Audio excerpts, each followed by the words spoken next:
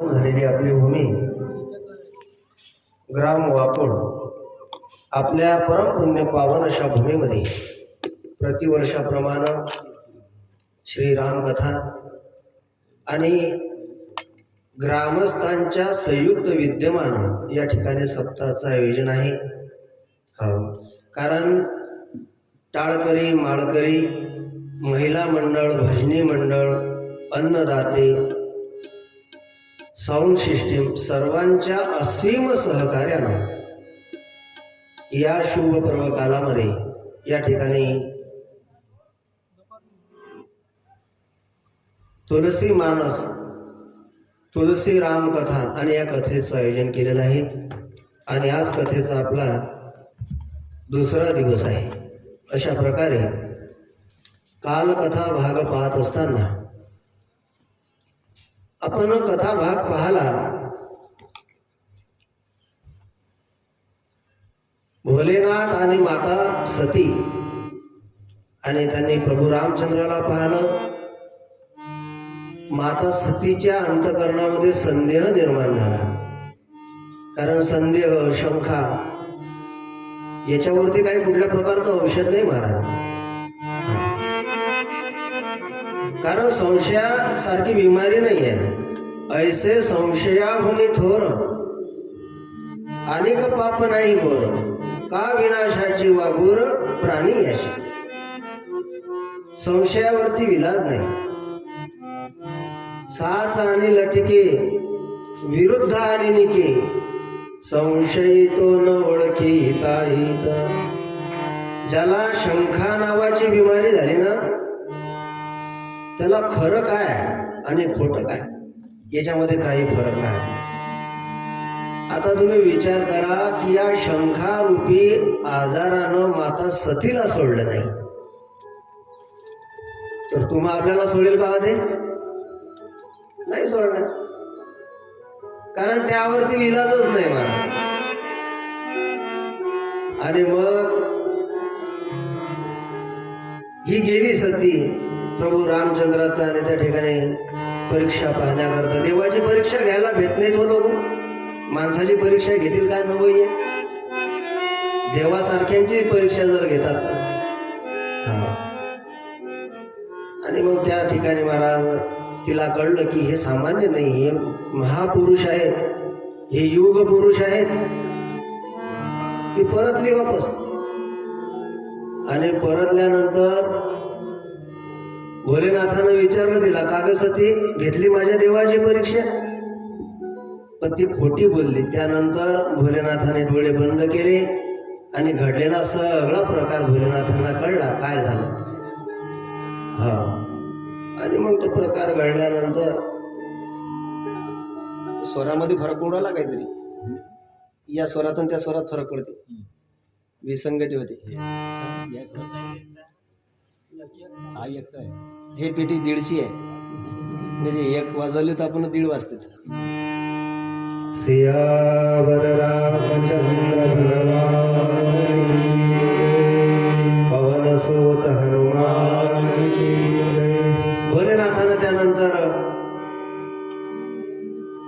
सतीकडे पाहिलं आणि कळलं की हिनं आपल्या आईचं रूप धारण केलं। भोलेनाथाच्या अंतःकरणामध्ये विचार उत्पन्न झाला आणि भोलेनाथ पर्वतावरती बसल्यात। त्या ठिकाणी 87,000 वर्ष त्या ठिकाणी महाराज त्यांनी तपश्चर्या सुरू केली। अशा प्रकारे शंकरजी काहीच बोलत नाही, नुसतं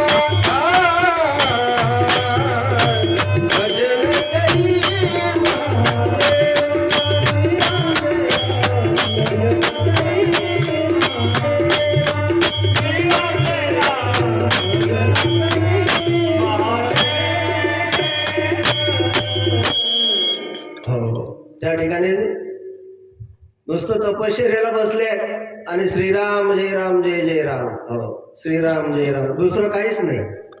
का बरं? कारण त्यांच्या सुखरूपी असलेल्या संसारामध्ये त्या ठिकाणी आंबट पदार्थ पडला.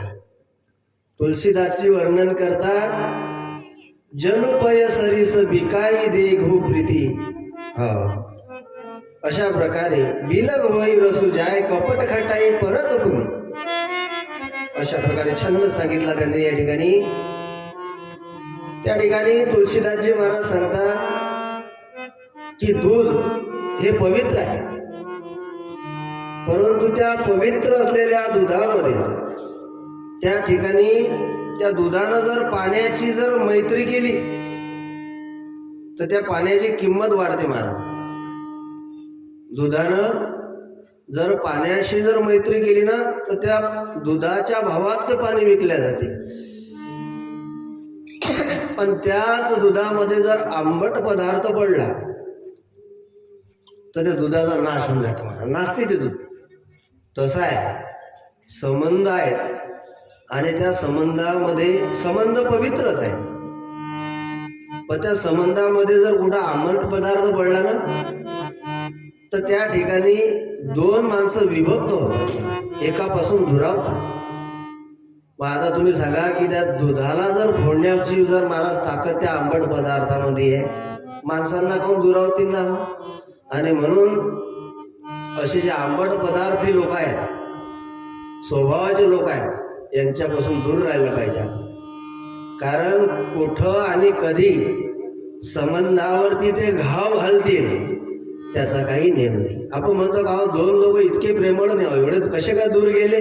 तर दूर गेले कारण आहे त्याला आंबट पदार्थ पडला म्हणून दूर गेले. सियावर रामचंद्र भगवान की जय.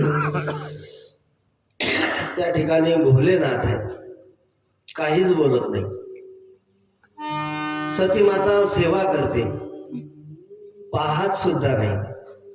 पाणी घेऊन जाते, नुसतं पाहतात, पित्यात फक्त, काही बोलत नाही. त्यावेळेस सतीला महाराज त्या ठिकाणी वाईट वाटते की मीच कपटी आहे, मी पापी आहे. आमचा स्त्रियांचा स्वभावच अज्ञानी मूर्ख आहे आणि अशा प्रकारे या ठिकाणी हे माझंच पाप आहे. आणि तिला फार पश्चाताप होऊन राहिलाय बरं का. नित नव सोच सती हरी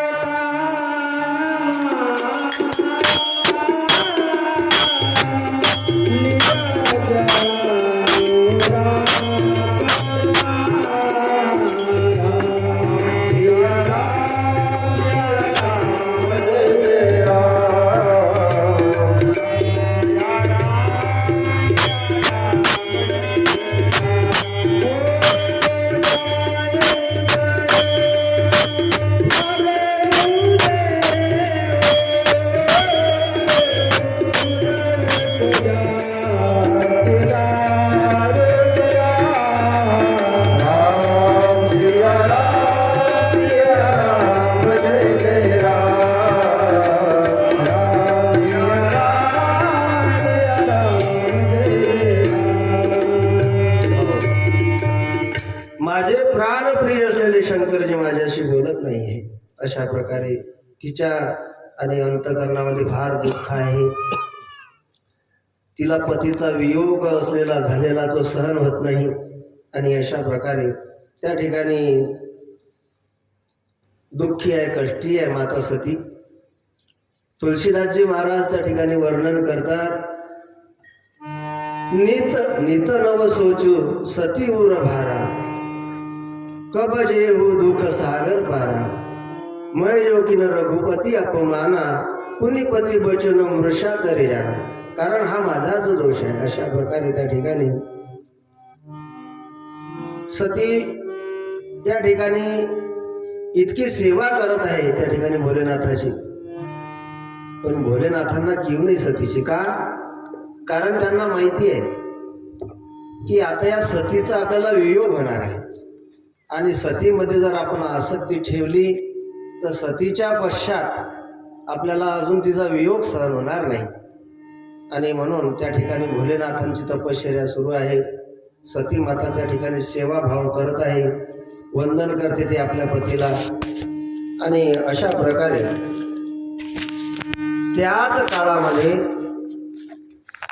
भोलेनाथाचा जो सासरा आहे दक्ष, हा दक्ष प्रजापती नायक बनला होता. या ब्रह्मदेवानं दक्ष प्रजापतीला नायक बनवलं होतं, मोठा अधिकार त्याला दिला होता.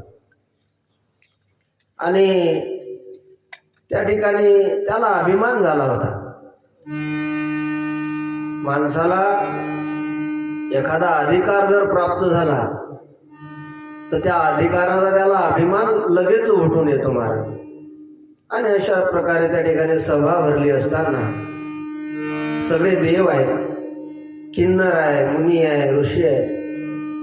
आणि त्या सभेमध्ये दक्ष प्रजापती येतात. दक्ष प्रजापती आल्यानंतर दक्ष प्रजापतीला पाहून सगळे देव, किन्नर, नाग, ऋषी, मुनी सर्व त्यांचा सन्मान करतात, उठून उभे राहतात. परंतु भोलेनाथ आहेत, भोलेनाथ काही उठत नाही. अशा प्रकारे अपमान झाला. अपमान झाला, त्याला असं वाटलं अपमान झालेला आहे. आणि त्यानं प्रतिज्ञा घेतली की आजपासून मी कुठल्याच यज्ञामध्ये भगवान शंकराला आविर्भाव देणार नाही किंवा त्याची पूजा करणार नाही. श्रीयावर रामचंद्र. कारण 87,000 वर्ष तपश्चर्या केल्यानंतर भोलेनाथ जागे झाले, पहिल्या दिवशी अध्यक्ष स्थानी बसले. आणि तेवढ्यामध्ये हा दक्ष प्रजापती आला. परत काय झालं, परत अजून सासऱ्या आणि जवळामध्ये त्या ठिकाणी वादावादीचं वातावरण निर्माण झालं. आणि हा जो दक्ष प्रजापती राजा आहे, या दक्ष प्रजापतीनं फार मोठा आणि यज्ञाचं आयोजन केलं. फार मोठा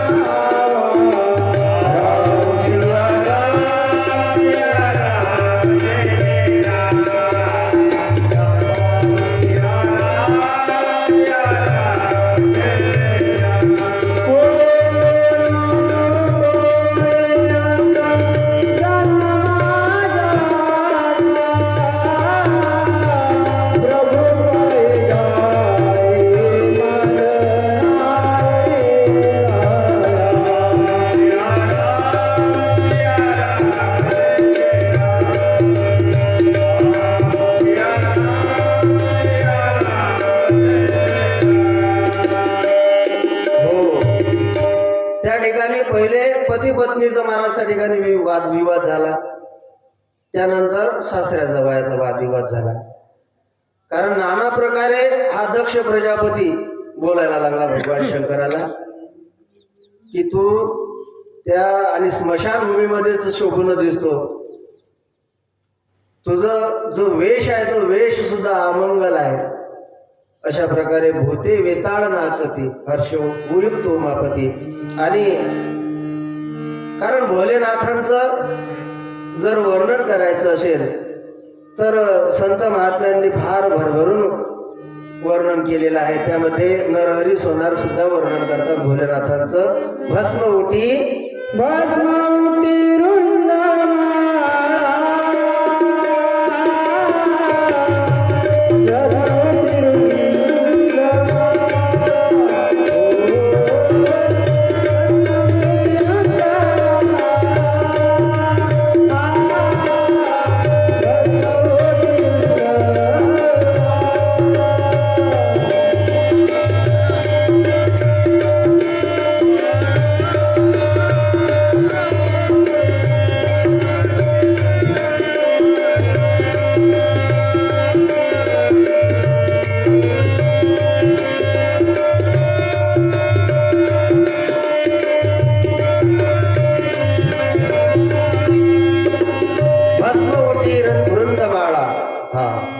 हाती त्रिशूळ नेत्री ज्वाळा गजचर्म व्याघ्रांबर कंठी शोभे वासुकी हार. अशा प्रकारे त्या ठिकाणी दक्ष प्रजापतीनं आपल्या अंतकरणामध्ये द्वैत साठवलं भोलेनाथाविषयी. कारण संत महात्म्याने सांगितलेलं आहे, हरिहरा भेद नाही करू नये वाद. अशा प्रकारे आणि मग या दक्ष प्रजापतीची जी भक्ती आहे ती द्वंद्वाची भक्ती आहे. या दक्ष प्रजापतीनं क्षिप्रा नदीच्या तीरावरती बृहस्पती नावाचा यज्ञ केला. त्यामध्ये सर्व देवदेवतांना निमंत्रण दिलं, परंतु भोलेनाथाला निमंत्रण दिलं नाही. ठरल्याप्रमाणे सगळे देव त्या ठिकाणी महाराज आपल्या आपल्या वाहनं आणि ते वाहनं घेऊन निघाले आहेत. वाहनं घेऊन निघाले असताना कैलासावरती यायचे. कैलासावरती आल्यानंतर सतीला भेटायचे. का ग सती, तुझी काहीच तयारी नाही का बरं?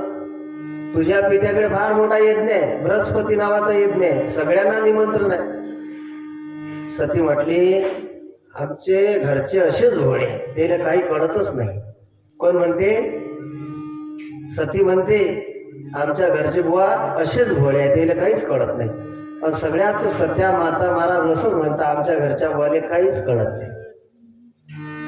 गेली सती भोलेनाथाकडे. भोलेनाथ बसलेलेच होते, त्यांच्या अंतःकरणात विषादच होता, संतापच होता. सती म्हणते भोलेनाथाला, का हो, माझ्या पित्याच्या घरचं काही पत्र वगैरे काही निरोप खालीता कोणी सेवक आला होता का? म्हटले नाही. मग काही पत्र वगैरे खालीता? म्हणे ते काय आला नाही. मग म्हणे फोन बिन आला होता का? म्हणे फोनही नाही आला. हा बरं, काय आहे? म्हणजे सगळे देव, विष्णू ब्रह्मा त्या ठिकाणी आणि माझ्या पित्याकडे जात आहे. माझ्या पित्यानं फार मोठं आयोजन केलेलं आहे, आपण पण चाला. भोलेनाथ म्हणतात, सती मला निमंत्रण नाही. नंदीला विचारलं, काय रे नंदी, आलं होतं का कोणी? नंदी म्हटला, माते कोणीच आलं नाही. सतीला असं वाटलं आपल्या वडिलांना काहीतरी विसर पडला असेल, आठवण नशील राहिली. सती भोलेनाथाला म्हणते, नाथ, माझा पिता विसर भोळा आहे, त्यांना आठवण नशील राहिली, पण तुम्ही तर दयाळू आहे, ओ चाला. भोलेनाथ म्हणतात, दुसरं ठिकाण कुठचंही असतं, हो तुम्ही गेलो असतो, पण काही ठिकाणी निमंत्रण असलं तरच जावं, ते सासऱ्याचं घर आहे. हा, कारण जावई कितीही गरीबातला गरीब असला तरी त्यानं विना निमंत्रणाचं सासऱ्याकडे जाऊ नये, हा नियम आहे. नंबर 2, निमंत्रण असलं तरी जाऊ नये. आता 31 डिसेंबर झाले ना, मग आता काही काही लोक करतात मोठमोठे कार्यक्रम, आपल्यासारख्याला निमंत्रण जरी असलं तरी जाऊ नये. आणि हा जो सप्ताह आहे, भागवत सप्ताह मंडप, या ठिकाणी निमंत्रणाची काही गरजच नाही, कुणालाच निमंत्रण नाही. हा, अशा प्रकारे महाराज भोलेनाथ म्हटले, मी जाणार नाही. पण सतीनं म्हटलं, नाही महाराज, चला चला. लाळात आली ती, लाळात येऊन महाराज त्या ठिकाणी विनवू लागले शंकराला. आपुल्या माहेरा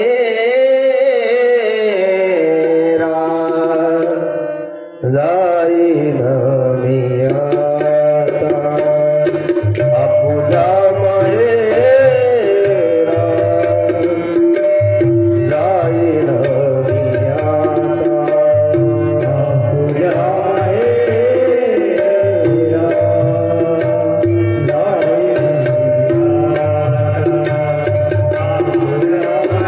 जाईन.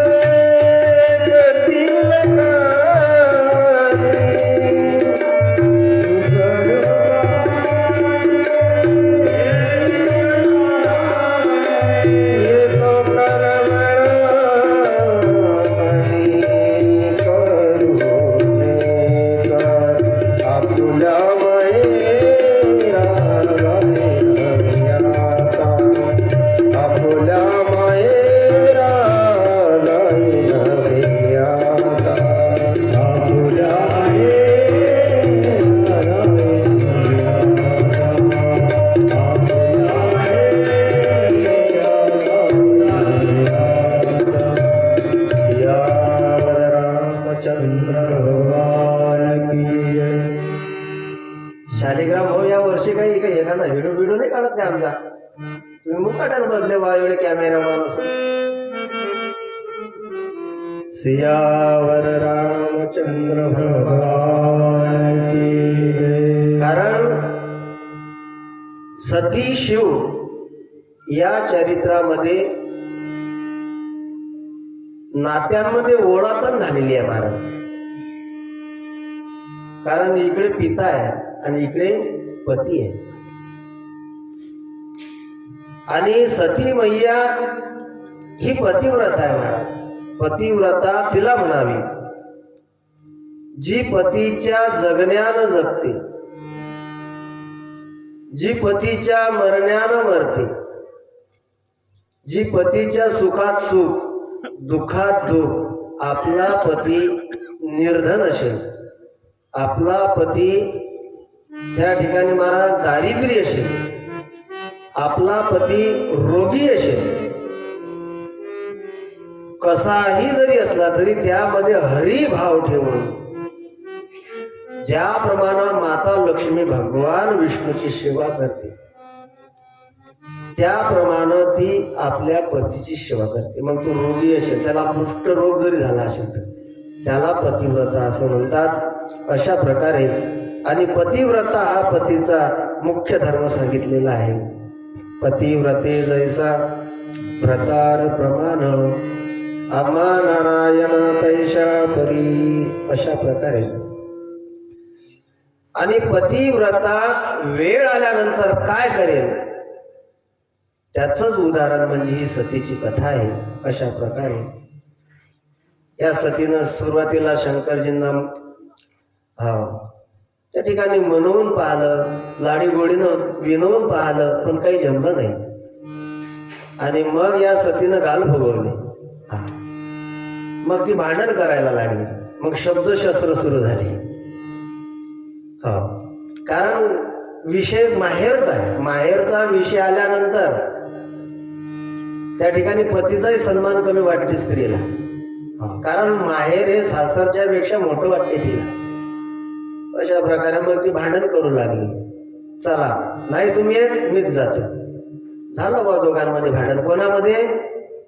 या विश्वाचे जे चालक आहे, वृक्षाची पाने हले ज्याची सत्ता, त्यांच्या सत्तेशिवाय झाडाचं पान सुद्धा हलत नाही. असे ते पती पत्नी, प्रकृती आणि पुरुष यांच्यामध्ये वाद आहे बरं का. मग आता ते देवाधिक जर भांडणं करतात, मग तुम्ही ना आपण केलं तर काय हरकत आहे? लोक म्हणणार आमच्याच घरी भांडण आहे, आमच्या घरी भांडण आहे. तुमच्या घरी भांडण आहे काय विषय आहे? भोलेनाथा सारख्यांच्या घरी भांडणं झाले. भांडणाशिवाय तर संसारात मजाच नाही. अशा प्रकारे आणि मग ही जी सती आहे, या सतीनं महाराज नाना प्रकारे बोलायला लागली. भोलेनाथांना सुद्धा राग आला. भोलेनाथांनी त्या सतीचं जेवढं काही सामान असेल, तिचा कंगवा, फणी, आरसा, काही लिपस्टिक असेल, काही पॉइंट्स असेल, ते सगळं सामान, काही सेंट असेल तर सगळं सामान भरलं, गोठडं बांधलं, सतीच्या अंगावर फेकून दिलं. जा म्हटली, जायचं आहे ना तुला, जा. सती निघाली. नंदी महाराज म्हटले मैया अगं एकटी नको जाऊ, मी तुझ्या सोबत येतो. आणि नंदीवरती स्वार होऊन ही सती माता महाराज दक्ष प्रजापतीच्या घरी निघाली बर का. पिता भवन जब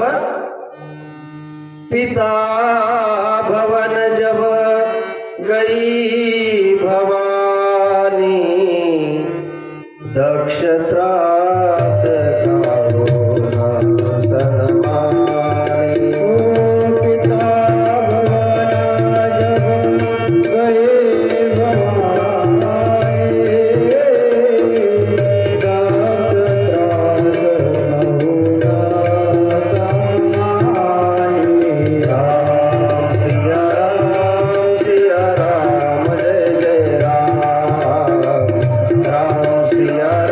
राम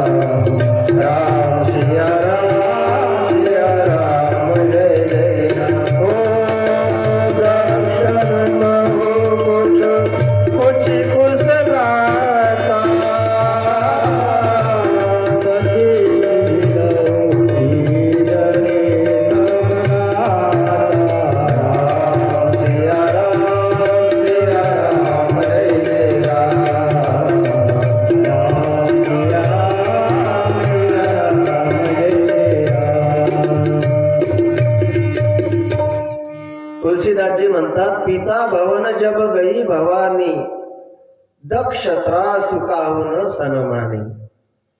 त्या ठिकाणी त्या सतीचा सर्वांनी सन्मान केला. ऋषी मुनी देवादिकांनी त्या सतीचा सन्मान केला. परंतु दक्ष प्रजापतीला महाराज त्या ठिकाणी क्रोध आलेला आहे, राग आलेला आहे. अशा प्रकारे त्या ठिकाणी दक्ष प्रजापतीचं ते रूप पाहून, तो स्वभाव पाहून सतीला कळलं, तिला वाईट वाटलं. तिला वाईट वाटलं की पश्चाताप झाला तिला की माझ्या पतीचं ऐकलं नाही मी, भोलेनाथाचं ऐकलं नाही मी. अशा प्रकारे त्या ठिकाणी नाना प्रकारे सतीला पाहून हा दक्ष प्रजापती बोलायला लागला. तुझा पती गोसावी आहे, अंगाला राख फासतो, गळ्यामध्ये नरमुंडा माळा घालतो, अकराळ विकराळ रूप आहे त्याचं. नालायक आहे तुझा पती, नालायक, असं बोलायला लागला. कोण? सासरा. कुणाला? आपल्या मुलीला बोलायला लागला जवायाबद्दल. आता कोण्या बाईला वाईट वाटणार नाही आपल्या पतीला नालायक म्हटल्यानंतर? नालायक म्हणजे लायक नाही, ती शिवी नाही. बरं, नालायक ही शिवी नाही. एखादी व्यक्ती त्या कार्याकरता जर लायक नसेल तर त्याला नालायक असं म्हणतात. अशा प्रकारे तिला वाईट वाटलं, तिला पश्चाताप झाला. तिला कळलं या जगात कोणी कोणाचं नाही. ज्याला मी माझा बाप म्हटला होता, ज्याच्यावरती माझ्या वडिलांवरती मी प्रीती केली, तो पिता सुद्धा माझा नाही.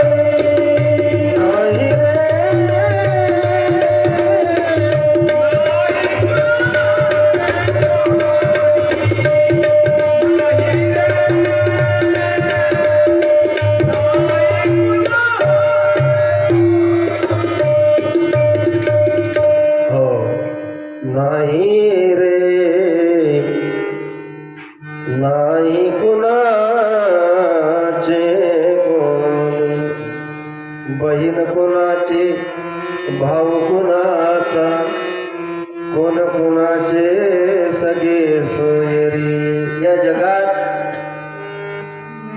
परमेश्वराच्या व्यतिरिक्त आपलं कोणी नाही महाराज. कळलं तिला. नाना प्रकारे पिता बोलतोय आपल्या देवाची, आपल्या गुरुची, आपल्या पित्याची, आपल्या भावाची. जर कोणी जर निंदा करत असेल महाराज तर त्याचा प्रतिकार करावा, त्याची जीभ त्या ठिकाणी कापून टाकावी, किंवा आपल्याकडून जर सहन झाला नाही तर तिथून निघून जा. अशा प्रकारे महाराज संतांची जर कोणी निंदा करत असेल आणि ते जर आपण ऐकत असू ना तर त्या ठिकाणी आपण केलेलं जे पुण्य आहे ते पुण्य क्षीण होते महाराज. म्हणून देवाची निंदा, संतांची निंदा, आपल्या गुरुची निंदा कधीही सहन करू नये. अशा प्रकारे तिला पश्चाताप झाला. इतका पश्चाताप झाला तिला की त्या ठिकाणी सती म्हणते मै शंकर कर कहा न माना निज अज्ञानो राम पराना. तिला त्या ठिकाणी पश्चाताप होऊन राहिला. हा. शिव अपमानो न साहे जाई सही हृदय न होई प्रबोध सकल सबई हटई तब बोली वचन सप्रोध. तिनं महाराज पश्चाताप आणि अंतकरणामध्ये आल्यानंतर ही सती क्रोध आला तिच्या अंतकरणात. आतून अग्निज्वाळा उठायला लागल्या आणि ही सती उत्तरेकडे उत्तराभिमुख बसून हिनं आपल्या शरीरामध्ये अग्नी आणि त्या ठिकाणी निर्माण केला. अग्नितत्वाची भावना प्रकट केली आणि महाराज या सती मातेचं जे शरीर आहे ते शरीर महाराज त्या ठिकाणी जळायला लागलं. धडधड धडधड धडधड. आणि ही सती माता त्या ठिकाणी मरताना सुद्धा महाराज भगवती मातेला विनंती करते, ये भगवती मैया, हो पुढील जन्मी सुद्धा भोलेनाथांच्या चरणी माझा अनुराग मला प्राप्त व्हावा, भोलेनाथच मला त्या ठिकाणी प्राप्त व्हावे. आई भवानी, आई भवानी तुझ्या कृपेने तारती भक्ताला.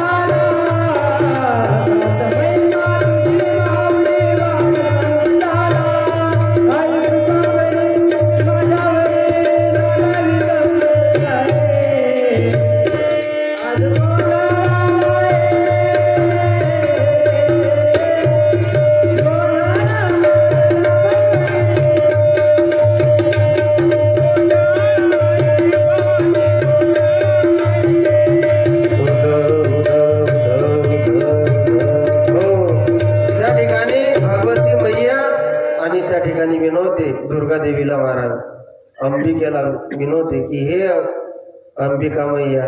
त्यानंतर ही भवानी महाराज सती माता प्रभू रामचंद्राला विनवते की हे रघुराया, पुढील जन्मात सुद्धा मला भोलेनाथच पती म्हणून प्राप्त व्हावे. सियावर रामचंद्र. अशा प्रकारे त्या ठिकाणी भोलेनाथांना कळलं की सतीचे शरीर जळायला लागलेलं आहे. भोलेनाथ नारदाला सांगता, नारदा हे मला पहिलेच कळलं होतं की हा असा प्रकार घडणार आहे. त्यावेळेस नारदाने सांगितलं की हे नाथ, त्या ठिकाणी दक्ष प्रजापती आणि त्यांनी आपल्या गणांना सुद्धा मारहाण केली आणि मग त्यानंतर भोलेनाथांना क्रोध आला. भोलेनाथ त्या ठिकाणी शिप्रा नदीच्या तीरावरती आले आणि पाहतात तर त्या ठिकाणी महाराज सती मातेचं शरीर जळत आहे.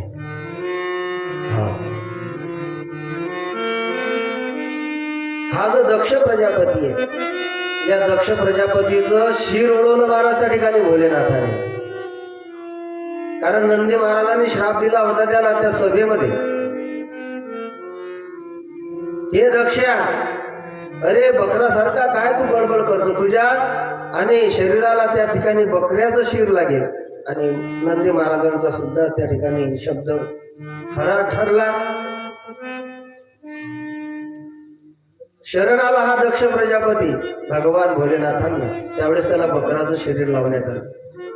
सियावर रामचंद्र भगवान. भोलेनाथांनी सतीला उचलून घेतलं आणि आकाश मार्गाने निघाले असता त्या ठिकाणी त्या सतीच्या शरीराचे जे तुकडे पडले, कुठे हट्ट्या हाताचा हात पडला असेल, कुठे पाय पडला असेल, तर त्या ठिकाणी महाराज 52 शक्तीपीठ त्या ठिकाणी तयार झाली. सियावर रामचंद्र भगवान.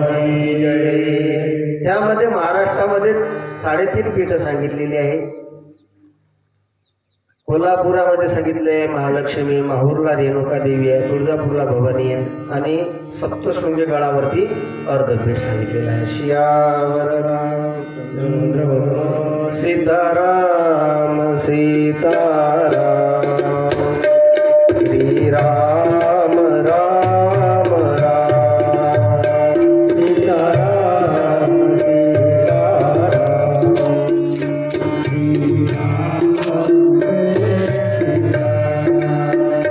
श्रीराम जय जय राम, श्रीराम राम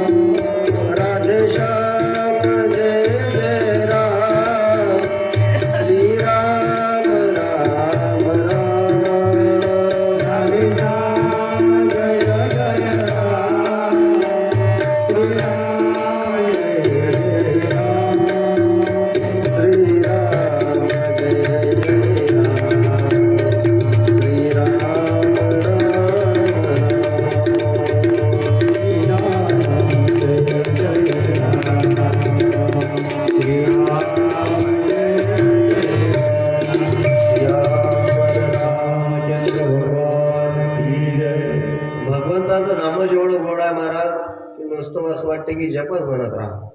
हा, सकाळी सकाळी आमच्या माता भगिनींनी फार सुंदर काकळा घेतला, त्यामध्ये सुद्धा रामनामाचा जप केला. वा, गोड काकळा, एकदम छान काकळा घेतला महिला मंडळांनी. अशा प्रकारे महाराज त्या ठिकाणी, कारण भगवंताचं नाम फार गोड आहे. हा, राम नाम की लूट है, लूट सके तो लूट, अंत समय पछताएगा जब प्राण जाएगा छूट. दुपारून किती गर्दी होती बरं मंडपात. तुमच्याकडे कापसाचं सीझन चालू आहे का? नाही. बरं, महिला मंडळी तूर सोंगायला जातात का तुमच्याकडे? मग असं काढून बरंच की सकाळून मंडप खाली, दुपारून मंडप भरतो. हा, सकाळून सुद्धा आला पाहिजे ना. आपली कथा कुठपर्यंत राहिली. हा, तुम्ही जर कथा ऐकायला वेळेवर नाही आला तर वरचे भंगे बंद करून टाकायला लाईन नाही मनोहर बाबांना. मग काय ऍक्शन म्हणून तुम्ही नाही तर म्हणून वरच्या भोंग्याचा आवाज बंद करून टाका, कमी करा. हा, अंत समय जब आएगा जब प्राण जाएगे छूट. जोपर्यंत भगवंतानं आपल्याला ही वाणी दिली मला तोपर्यंत त्याचं नामस्मरण करा.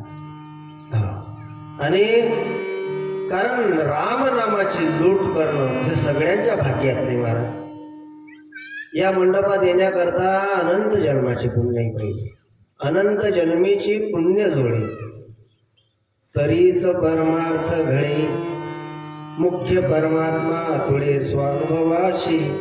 हा, कारण ज्याच्या अनंत जन्माची पुण्य आहे आणि त्या फळ पिकलं महाराज, ज्याला फळ लाभलं तोच या ठिकाणी त्याचेच पाय इकडे चालतील.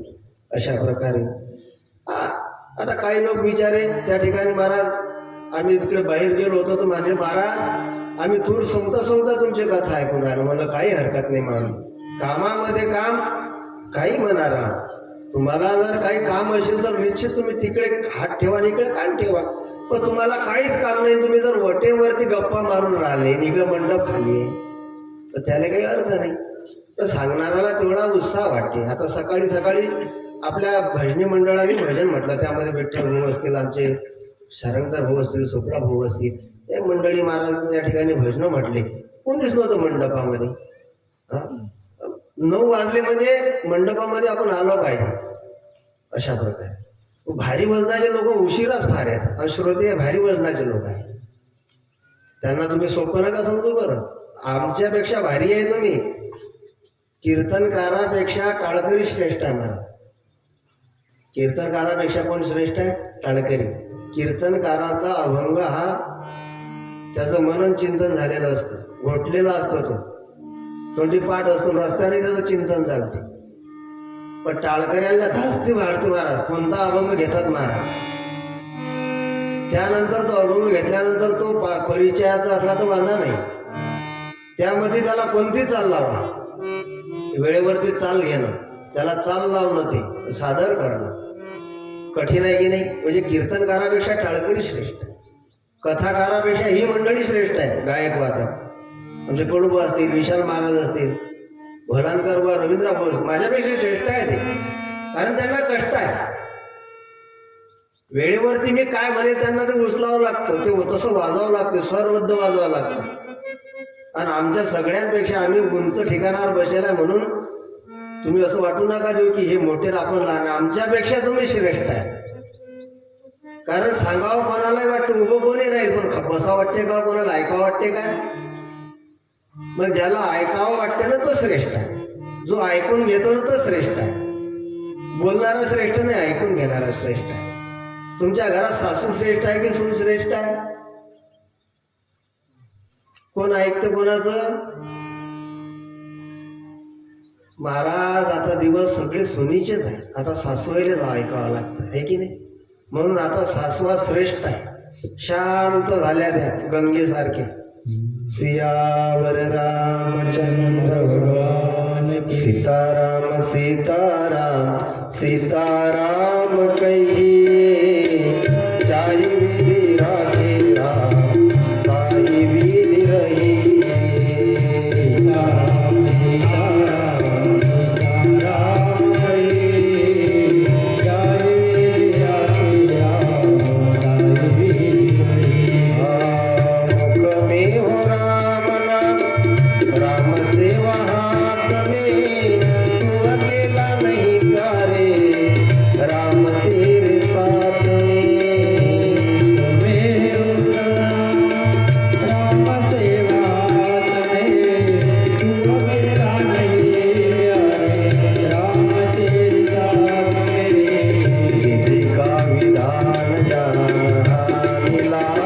रही जाई विधि राखे राम ताही विधि रही सीताराम सीताराम सीताराम जय राम राम ताहि किया अभिमान तो फिर मान नहीं पाएगा होगा प्यारे वही जो राम जी को पाएगा होगा प्यार वही जो राम को पाएगा फल आशा त्याग शोक कर्म करते रहिए चाहे विधि राखे राम ताहि विधि रहिए सीताराम सीताराम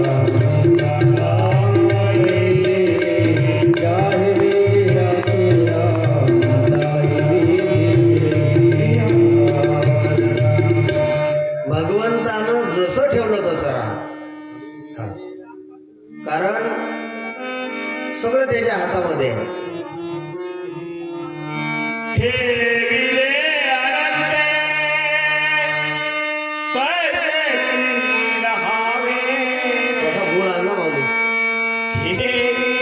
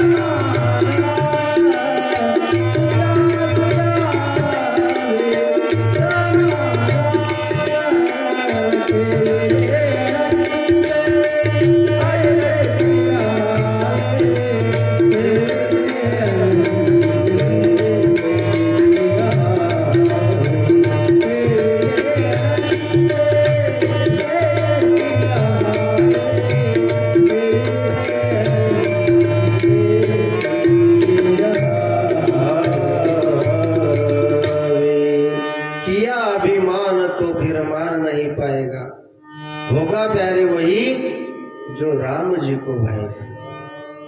कारण या मंडपामध्ये तुम्ही आला तुमच्या मनानं नाही आला, तुम्हाला इथं सुद्धा घेऊन येणारा राम आहे. कारण सगळं जे कर्म आहे ते सगळं त्याच्या सत्तेनं होतं महाराज. आणि म्हणून साधू संत दिवसभराचं केलेलं जे कर्म आहे ते भगवंताला अर्पण करतात. देवा आज माझ्याकडनं या 12 घंट्यामध्ये पाप झालं शीन, पुण्य झालं शीन, हे सगळं तुला अर्पण करतो मी. त्यांच्या हातून पुण्यही जरी झालं ना तरी ते म्हणत नाही की मी केलं म्हणून. पण कदाचित न कळत एखादं पाप जरी झालं असेल तरी संत म्हणत नाही की माझ्या हातून पाप झालं म्हणून. देवा हा हे तुला अर्पण, धर्माची तू मूर्ती, पाप पुण्य तुझे हाती, मज सोडवी दातारा, कर्मापासून दुस्तरा. देवा माझ्याकडे कर्म घडलं, कबूल करतात पण आपण कबूल करत नाही. आपल्या हातून जर पाप घडलं आपण लपवतो महाराज. आणि आपल्या हातून जर पुण्य घडलं ना तर आपण त्याचा प्रचार करतो, हा आपला स्वभाव आहे. अशा प्रकारे म्हणून या ठिकाणी या विश्वामध्ये रामाच्या व्यतिरिक्त या जगात दुसरं काहीच नाही. तुम्हाला वाटते मी करतो, मी नाही करत, तो करवून घेतो महाराज. हा, त्यानं जर तिसरा डोळा जर फिरला ना तर महाराज माणसाला पाहायला काही वेळ लागत नाही त्याला. अशा प्रकारे महाराज त्या ठिकाणी दक्ष प्रजापती आहे. त्यानं अहंकार केला. त्याची जी भक्ती आहे ती दंभाची भक्ती होती. कारण भक्तीमध्ये दंभ, दर्प, अभिमान हे नकोत महाराज. परंतु सती मैया आहे, त्या सती मैयानं मरते समय सुद्धा महाराज भगवंतांना विनंती केली, सती मरत हरिसन बरू मागा, जन्म जन्म शिवपद अनुरागा. की देवा, भोलेनाथाचा पद पावलांजवळ चरणाजवळ माझा अनुराग असावा. पुढे कथा भाग असा आहे की दक्ष प्रजापती आणि याची 10,000 मुलं तपश्चर्याला गेली असताना त्यांनी 10,000 मुलांनी महाराज अनेक वर्ष अनेक काळ तपश्चर्या केली. तपश्चर्या करून आल्यानंतर घरी परतले ते. तेवढ्यामध्ये नारदाची भेट त्यांना घडली. नारदाची भेट घडली. नारदजी म्हणता, का रे कुठं चालले? म्हणे घरी चाललो. म्हणे कशाने? म्हणे सृष्टीचा विस्तार करायला. नारदांना हसू आला. सृष्टीचा विस्तार तुम्ही काय करसाल? नारदांनी त्यांना समजून सांगितलं की अरे, मानवाचा जन्म मिळाला, माणूस जन्मान मोल रे, हा इसे मिट्टी में मत घोल रे, अभी तो मिला है फिर न मिलेगा कभी, परत भेटणार नाही. आणि म्हणून जा परत तपश्चर्या करा. 10,000 पुत्र नारदानं परत तपश्चर्याला लावली. आणि दक्ष प्रजापतीला क्रोध आला. मग दक्ष प्रजापती नाना प्रकारे नारदाला बोलायला लागला, नारदा ते तुझं शोभलं नाही, असं नाही तसं नाही. आणि शाप दिला त्या ठिकाणी दक्ष प्रजापती नारदाला, जा तुझं पाऊल एका ठिकाणी टिकणार नाही, एका ठिकाणी स्थिर तू राहशीलच नाही. श्राप दिला नारदाला. परंतु नारदानं महाराज संतांचं हृदय हे विशाल आहे. संत अंतकरण मऊ आहे महाराज. अशा प्रकारे त्यांचं अंतकरण चित्त कोमल आहे. अशा प्रकारे कोमल चित्ताचे असलेले श्री नारदजी दक्ष प्रजापतीला त्या ठिकाणी वर देतात. हे दक्ष प्रजापती राजा, जा तुझ्या पोटी जगदंबा भवानी माता येईल तुला पोटी जन्माला. हा, आणि अशा प्रकारे दक्ष प्रजापतीला आनंद झाला. माता भवानी माझ्या पोटी जन्माला येईल, आनंद झाला त्याला. आणि सांगितलं, दक्षा, अरे ही तुझी 10,000 जी मुलं आहे जी मी तपश्चर्याला पाठवली, हे सृष्टीच्या लायक नाही. का? कारण ते किन्नर आहे, त्यांच्यापासून उत्पत्ती होणार नाही. आणि मग हा दक्ष प्रजापती महाराज रडायलाच लागला. नारदाचे पाय धरले, नारदजी मला माफ करा, मी तुम्हाला श्राप दिला. हा, आणि त्या ठिकाणी महाराज सांगा मी काय करू? त्यावेळेस नारदानं सांगितलं की तू प्रार्थना करते देवी भगवती मैयेची, तुझ्या